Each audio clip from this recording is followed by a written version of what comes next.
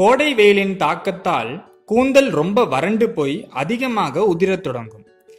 வெயில் தலை மீது நேரே தாக்குவதால் தலைமுடிக்கு பிரச்சனைகள் அதிகம் இருக்கத்தான் செய்யும்.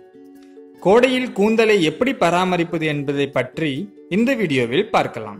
வெயிலில் செல்லும் போது குடை அல்லது தொப்பி ரொம்ப அவசியம். பெண்கள் தலையில் ஷாலை சுற்றி கொள்ளலாம்.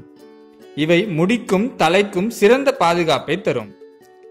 வெயில் காலத்தில் தலையை இருக்க பின்ன வேண்டாம். கொண்டை போடுவதையும் தவிர்த்து விடுங்கள். முடியை லூசாக வைப்பதே நல்லது. அது அதிக வேர்வை சேருவதை தடுக்கும். வெயில் காலத்தில் தினமும் தலைக்கு குளிப்பது நல்லதுதான். உடல் சூடு குறையும்.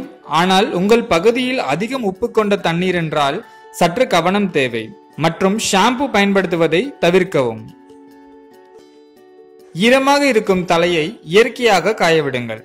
ஃபேனில் நின்றோ ட்ரையர் பயன்படுத்தியோ காய வைக்க வேண்டாம். தினமும் தலைக்கு எண்ணெய் தேய்ப்பது அவசியம்.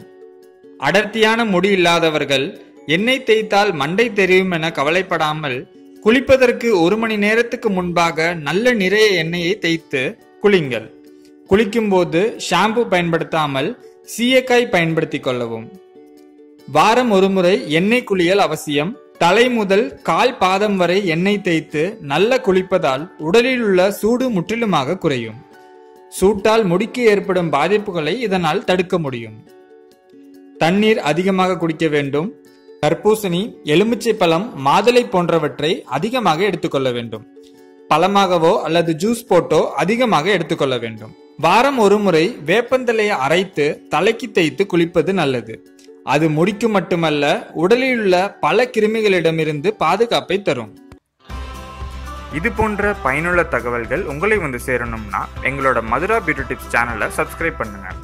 மேலும் உங்கள் கருத்துக்களை கமெண்ட் பாக்ஸில் பதிவு செய்யவும். நன்றி.